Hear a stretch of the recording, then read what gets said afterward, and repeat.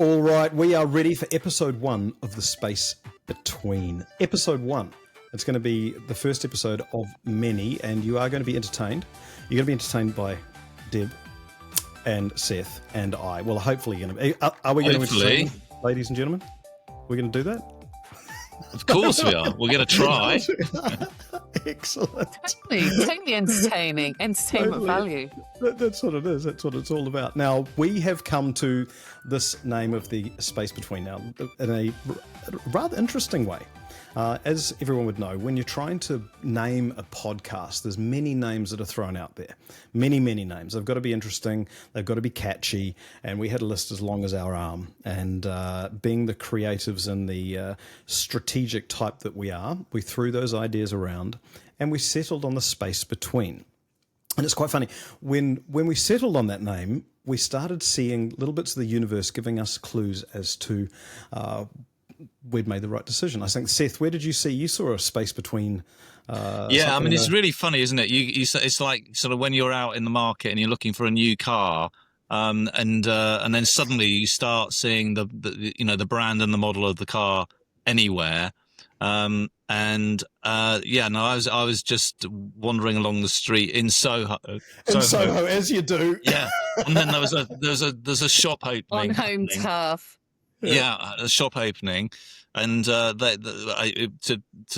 announce the fact that this shop was coming, it said something along the lines, sort of watch this space between. So yeah, you start seeing it everywhere, and even funnier. More sort of funny than that, I guess, was last night I was in my spin class, yes, as you do. my Soul Cycle class, and the instructor was we were all on our bikes and we're all in our lane and we're all going sort of doing our own thing, and she said, look, it's this class is about sort of connecting. It's not about what's happening on your bikes. It's what happens in the space between. Oh, wow. Meaning about, it was really funny. So it was more about, kind of look at you, involve your neighbors, involve the people around you, and make those human connections. So there we go. I mean, it pops up all the time. It is funny, and I was watching an episode watching a medical series, and one of the episode titles came up as The Space Between. That's the title. Yeah. So it is funny when the universe tells you things, you got to listen. You've got to listen. So we've had a bit of a ride so far with the name. Now, Deb, have you had any universe experiences of the space between, or what does it mean to you? I think for me, when and all credit to you, Benjamin, you did come up with the name, and we just fell in love with it. I think for me, it's then what does that mean to me? And I think, and it's really funny because every single conversation I've had this week, and I've had a few, we have been all over the place this week connecting with our networks.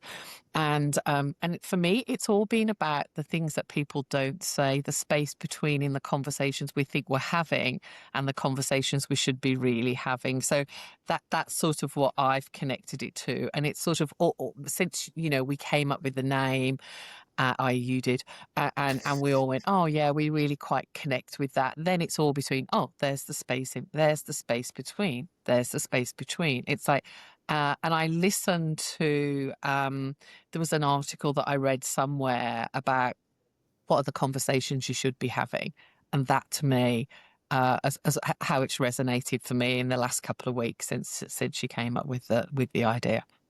So the conversations you should be having, do you think that there is a formula for that, or is it about being aware? Where does that settle in your situation? I think for me, it's that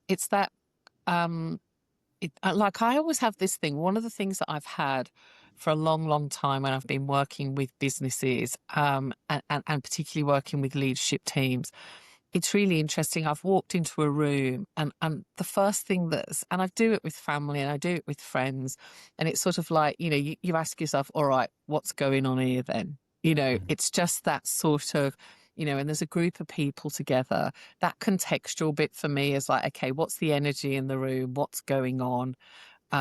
Who's when you're trying to align, from a business perspective, what does MSQ do? It aligns a business around a marketing strategy. But to actually do that, you've got to align a business generally and individuals in the room. And it's funny, you can sense an energy and you're like going, okay, what's going on here? So it's less about marketing when you start, more about what's going on. And then, it gets down into our subject matter, which is marketing strategy. But I think for me, the space between is the conversations that people aren't having. And how do we help people have those conversations? And for us, it's around, marketing is such a broad topic. It's like, what are the real conversations we should be having about marketing?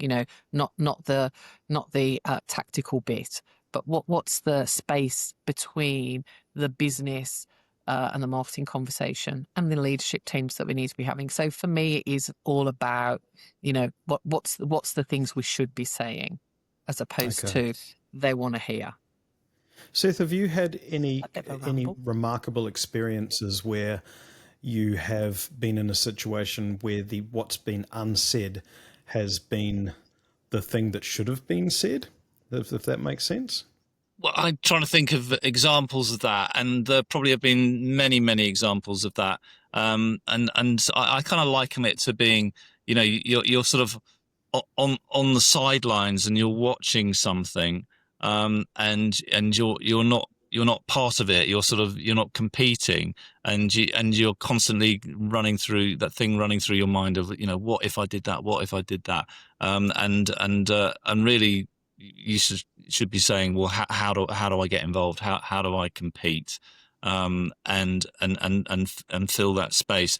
And we've even this week we were at an agency having a conversation, and the owner of the agency was talking to us about what had happened in his agency, what he needs to happen in his agency, and there was a sort of clear gaps, and we straight away, as MSQ, saw how we could fit into that space between, help them bridge where they were, to where they need to get to. And also it's that thing of, I guess, you are potentially, if you look at where you need to go, it can look like a huge task, a huge chasm that needs to be filled, and we can be that sort of bridge to help you do that, step by step, stage by stage. I love the word bridge, and I'm glad that came up. I think that's obviously the space between we see as an opportunity. When we look at that, we're like, oh my gosh, there's so many opportunities that can be grabbed to do that, but a lot to take advantage of that. But many would see it as a chasm, as something which is absolutely just in front of them, like, I don't know how the heck I'm going to get over that. It can be overwhelming. It can be overwhelming, like you said, Deb, in a social situation. If you're there and you're suddenly thrust into it, and you've got to put your agency face on and your agency whatever on, and think, like, how am I going to make money out of this client? How am I? That's where you go. And in this day and age, where the pressures are on with agencies to do that, to convert.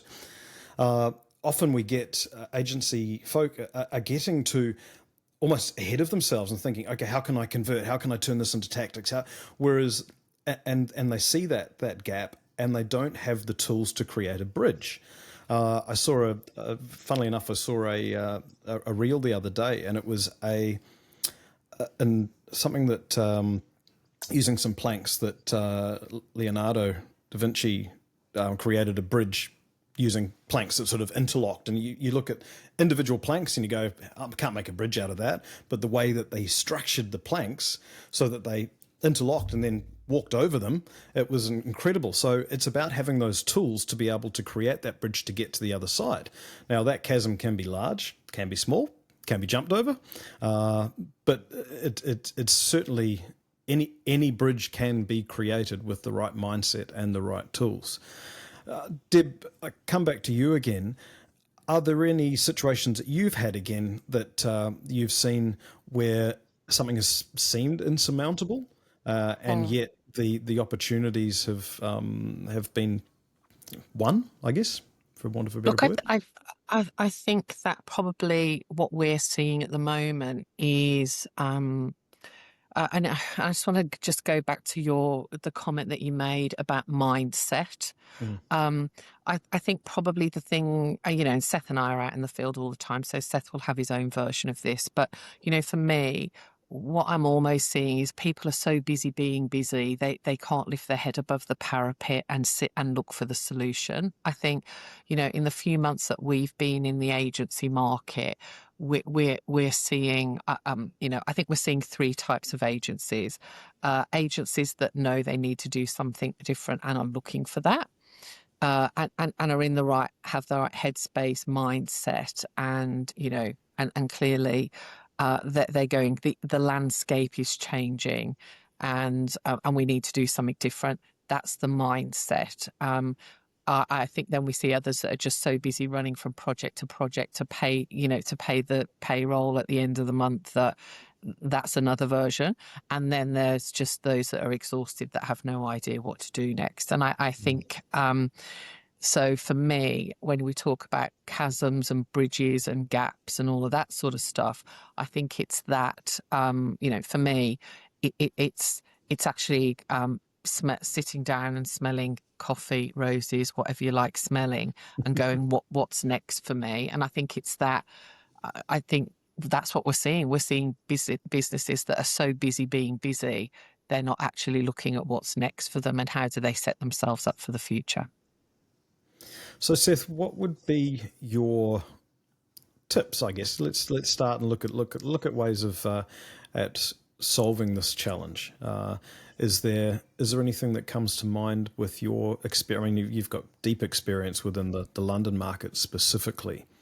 Is there any relationship type building tips that you could give within that market, based on what you've seen over the Well, years? one of the big tips I could give is that go and speak to your community, go and speak to your peers, because I think one of the other things is that agencies think that they're doing it all on their own, that it's only they who are experiencing this issue or this concern.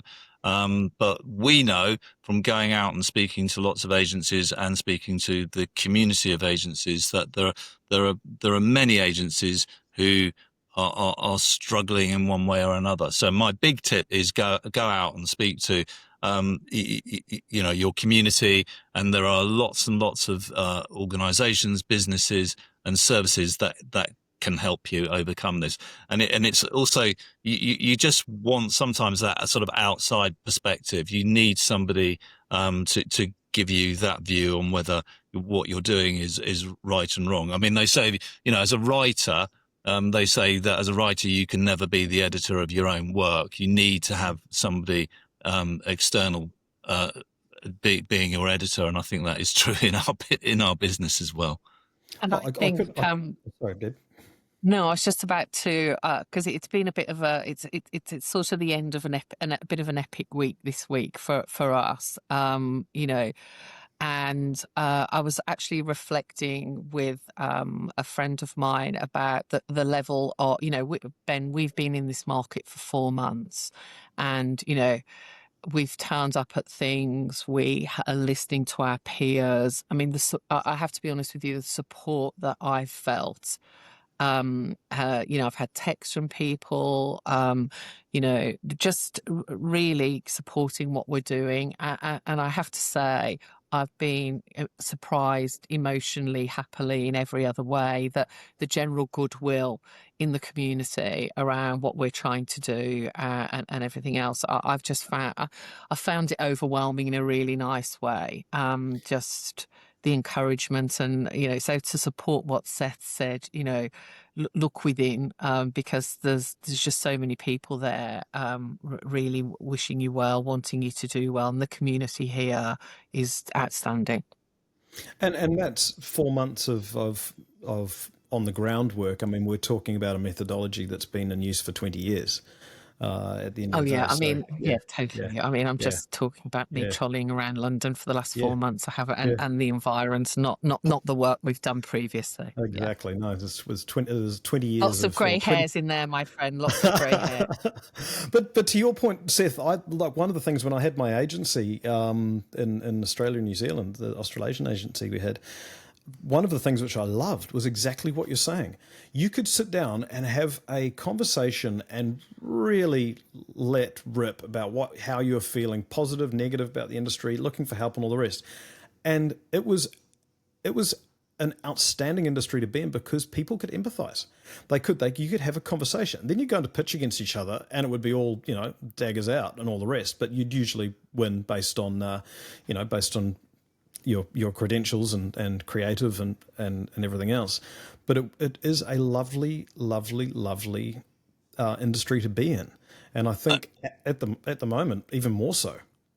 Oh gosh, yeah. I mean, it's a fantastic Mm. industry. I mean, the people in it are just wonderful. Wonderful. The breadth of brilliance is amazing. Hmm. It's a super fun industry.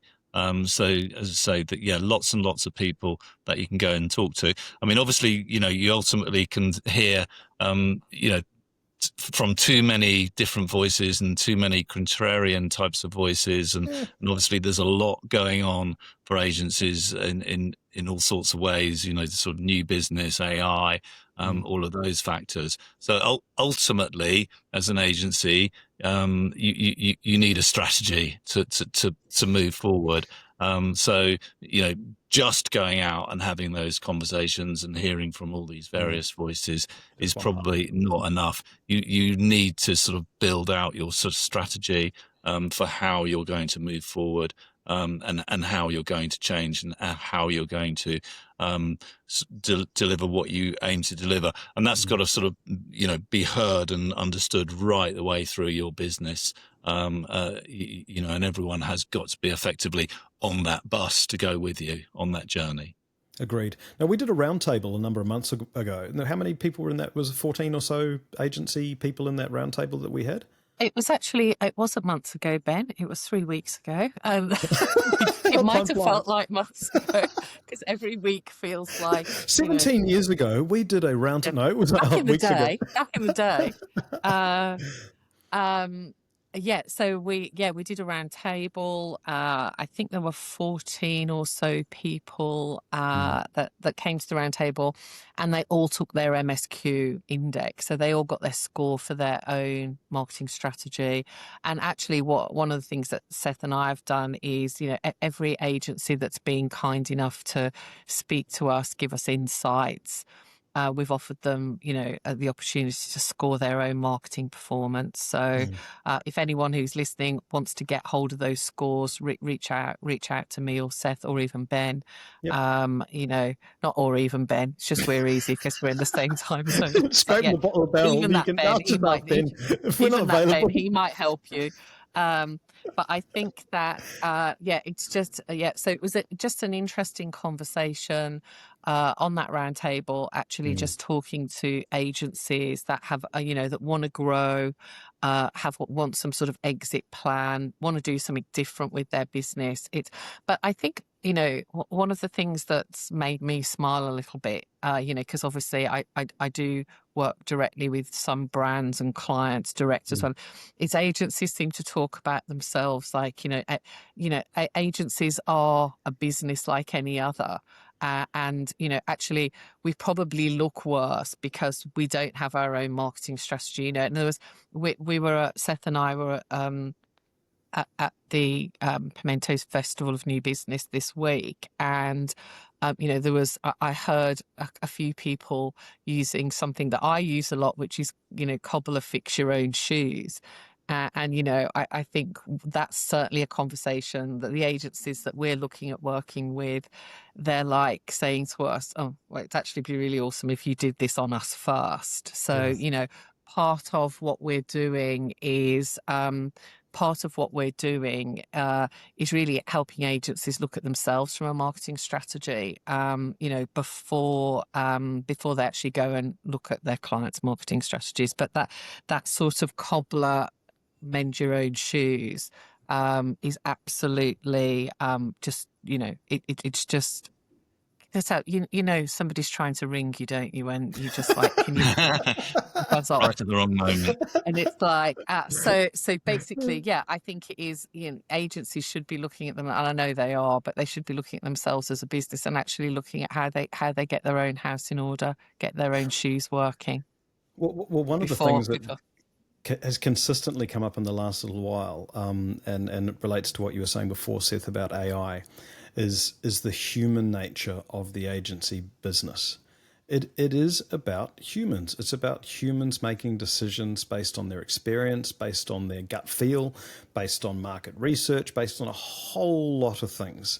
And one of the things that I love about our field is the fact that you can be standing in a queue at Starbucks or your local cafe or whatever, and have a deep level insight about behavior or about anything. Now you can have that and internalize that, or you can turn that into action and turn that into strategy. And I think the fact that we're starting to see the word human a lot more now in the last, I would say, 4 or 5 weeks. Like this is a pretty quick turnaround. I'm not saying that AI is a bubble, far from it. I think AI has so many benefits we have no comprehension of how it's going to change things. But again, as a musician, for example, I was looking at AI music years ago, and that's gone in leaps and bounds.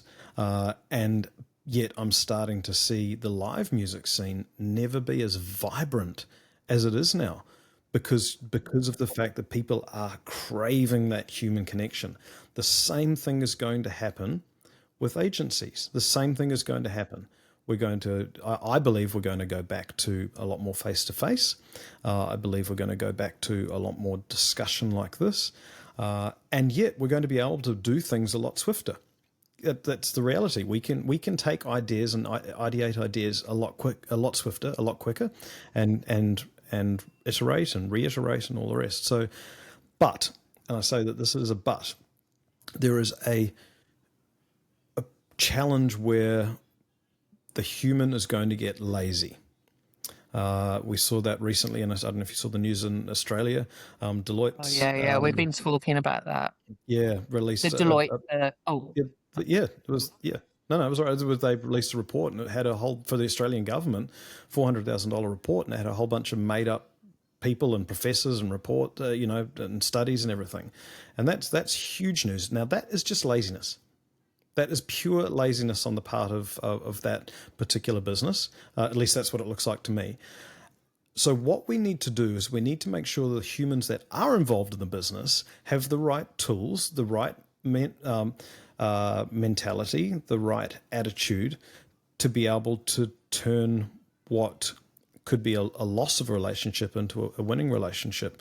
Deb, that's probably up your alley there, I would imagine, with regard to the process that we can take people in agencies through. You want to give us a quick yeah, and look, I think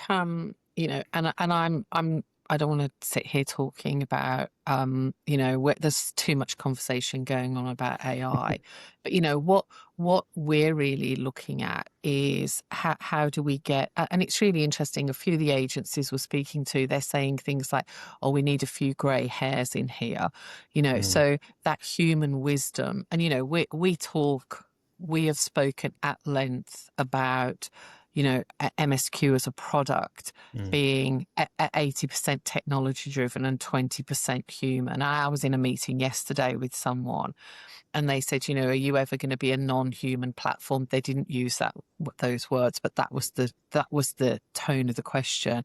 And I said, never. What we're actually everything we are here to do is really generate those conversations and those spaces between those conversations. Look at you go. Hey. But the reality is our tool is supposed to make strategy accessible, efficient, and so the people that are using it are delivering, supercharged grey hairs rather than, so, for me, that's the, the whammy for us is, we're helping agencies create a new income stream plus have control of their downstream. We're actually enabling deeper conversations with clients. And we're also deeper and we're actually upskilling. We do talk about, we don't make strategists. We can't make a marketing strategist. They have to have a skill. However, we can really show how to up the productivity and make marketing strategy scalable and profitable. Yeah, well done. Seth, is there anything that, again, London is the epicenter of ad land, outside of, I just want to add, there are other cities in the UK. I totally agree with you, Deb. And I mean, yes, I mean, obviously London, yeah. Massive creative. There are other brands Manchester, available. Leeds, Birmingham, Bristol. I mean, there you go. Okay. There's I think every major city has don't turn it to Seth just because he lives in Soho. Is a creative force. Other cities are available, and we were actually in Bristol this week. Okay.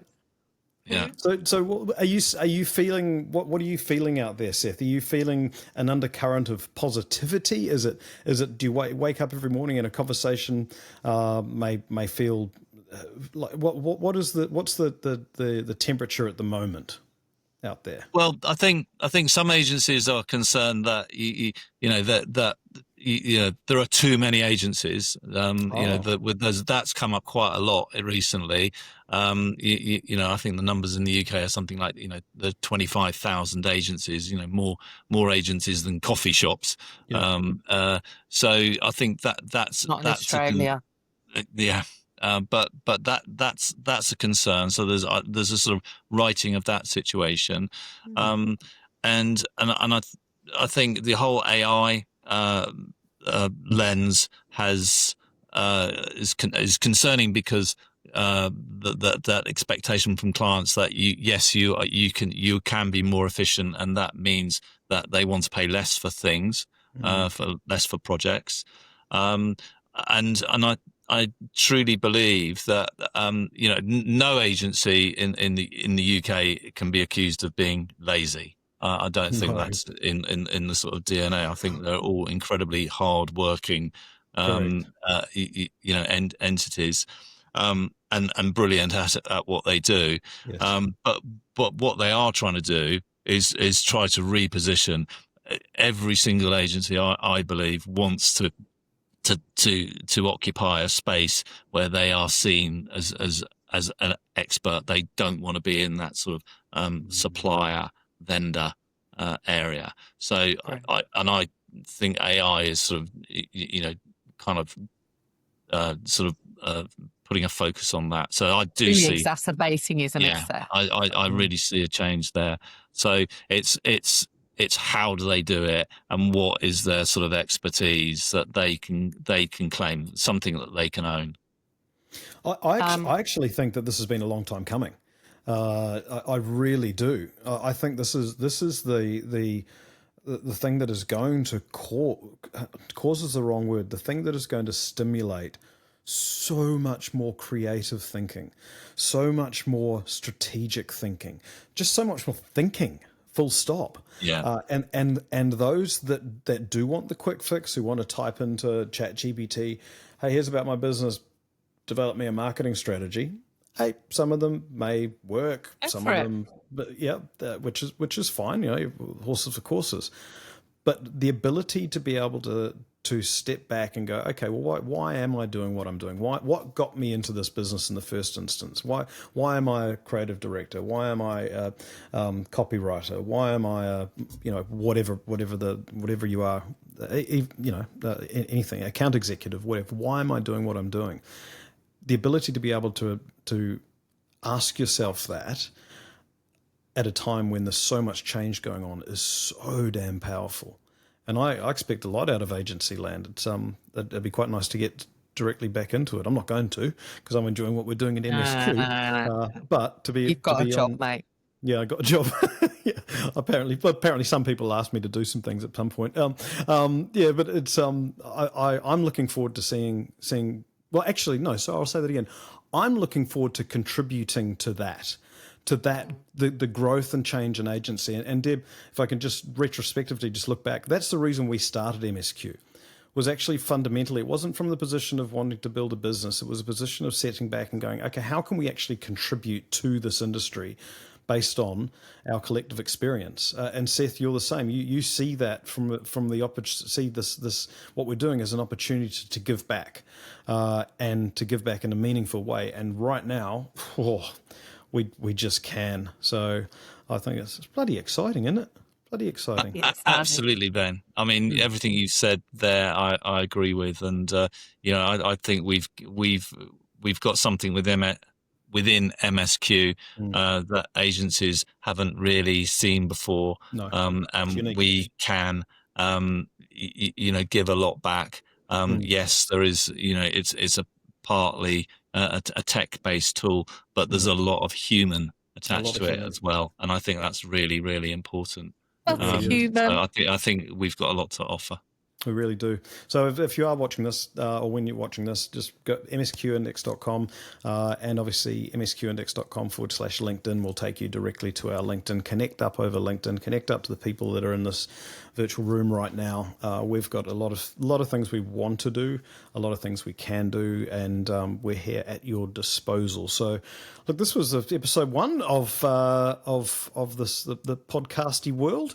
And I think hopefully there's something that we've managed to articulate well out there into the universe. Can we add one little thing as well? No, that's it. So I'll run it. Okay. Episodes 2, 3, 4, 5, and onwards are actually going to be with extraordinary guests in the agency. So we really just wanted to kick off with us 3 talking about who we are and what we're doing.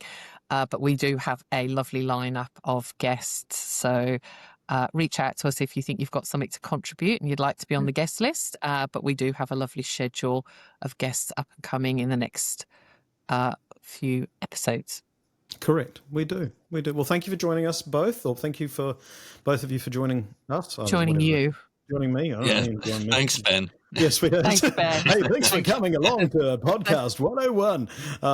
We'll leave it there. And like I say, go to msqindex.com/LinkedIn. You will see the business. Connect up, and we'll look forward to talking soon. That was the Space Between. See you soon.